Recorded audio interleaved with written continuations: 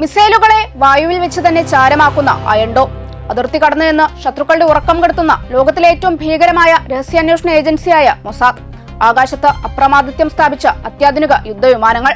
ശത്രുക്കളുടെ പടക്കപ്പലുകൾക്കും മിസൈൽ വ്യൂഹങ്ങൾക്കും നടുവിൽ ഇസ്രായേൽ എന്ന ചെറിയ രാജ്യം ആഗോള സൈനിക ഭൂപ്രകൃതിയിലെ അജയ ശക്തിയായി നിലകൊള്ളുന്നത് ഈ അസാധാരണ കരുത്തിന്റെ പശ്ചാത്തലത്തിലാണ്. എന്നാൽ ലോകത്തെ വിറപ്പിക്കുന്ന ഈ സൈനിക പ്രൗഢിയുടെ കൺട്രോൾ സ്വിച്ച് യഥാർത്ഥത്തിൽ ഇസ്രായേലിനാണോ അതോ ലോകത്തിലെ മറുപുറത്തുള്ള അമേരിക്കയിലാണോ? പതിറ്റാണ്ടുകളായി അമേരിക്ക നൽകുന്ന കോടിക്കണക്കിന് ഡോളറിന്റെ വിദേശ സൈനിക ധനസഹായവും അത്യന്തം നൂതനമായ സാങ്കേതിക വിദ്യകളുമാണ് ഇസ്രായേലിന്റെ പ്രതിരോധ വ്യൂഹത്തിന്റെ യഥാർത്ഥ ജീവനാഡിയെന്ന് പ്രതിരോധ വിദഗ്ധർ അടിവരയിട്ട് പറയുന്നു. മിഡിൽ ഈസ്റ്റിലെ നിലവിലെ സംഘർഷങ്ങളും മാറിമറിയുന്ന ആഗോള രാഷ്ട്രീയ സാഹചര്യങ്ങളും ഇപ്പോൾ ലോകത്തിനു മുമ്പിൽ ഒരു നിർണായക ചോദ്യം ഉയർത്തുന്നുണ്ട്.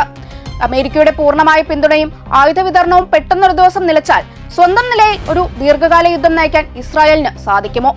ഇസ്രായേൽ സൈന്യത്തിന്റെ ആഭ്യന്തര ശേഷിയുടെ യാഥാർത്ഥ്യങ്ങളിലേക്കും അമേരിക്കയുമായുള്ള അവരുടെ സൈനിക സാങ്കേതിക ആശ്രിതത്വത്തിന്റെ ആഴങ്ങളിലേക്കും നമുക്കൊന്ന് നോക്കാം. പതിറ്റാണ്ടുകളായി അമേരിക്കയുടെ വിദേശ സൈനിക ധനസഹായ പദ്ധതിയിലൂടെ ഇസ്രായേൽ കോടിക്കണക്കിന് ഡോളറിന്റെ സഹായം സ്വീകരിച്ചു വരികയാണ്.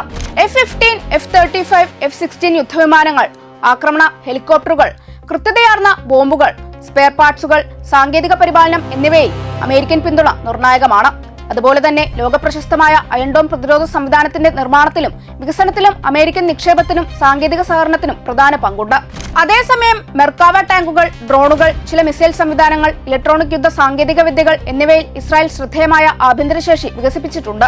എന്നിരുന്നാലും എല്ലാ മേഖലകളിലും പൂർണ്ണമായ സ്വയം പര്യാപ്തത കൈവരിക്കാൻ രാജ്യത്തിന്റെ സാമ്പത്തിക വലിപ്പവും പ്രതിരോധ വിപണിയും പര്യാപ്തമല്ല എന്നാണ് വിദഗ്ധരുടെ അഭിപ്രായം. അമേരിക്കയും ഇസ്രായേലും തമ്മിലുള്ള ബന്ധം സൈനിക സഹായത്തിൽ മാത്രം ഒതുങ്ങുന്നതല്ല.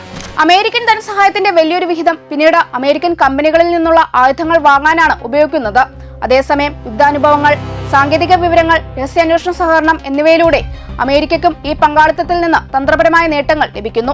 വിദഗ്ധരുടെ വിലയിരുത്തൽ പ്രകാരം അമേരിക്കൻ സഹായവും സ്പെയർ പാർട്സുകളും ആയുധ വിതരണവും പെട്ടെന്ന് നിലച്ചാൽ ഇസ്രായേലിന് ദീർഘകാല പരമ്പരാഗത യുദ്ധം അതേ തീവ്രതയിൽ തുടരുന്നത് വലിയ വെല്ലുവിളിയായിരിക്കും. അതിനാൽ ശക്തമായ ആഭ്യന്തര പ്രതിരോധ വ്യവസായം ഉണ്ടായിരുന്നാലും അമേരിക്കയുടെ സൈനികവും സാമ്പത്തികവും സാങ്കേതികവുമായ പിന്തുണ ഇസ്രായേലിന്റെ ദേശീയ സുരക്ഷാ സംവിധാനത്തിലെ നിർണായക ഘടകമായി തുടരുമെന്നാണ് പൊതുവായ വിലയിരുത്തൽ.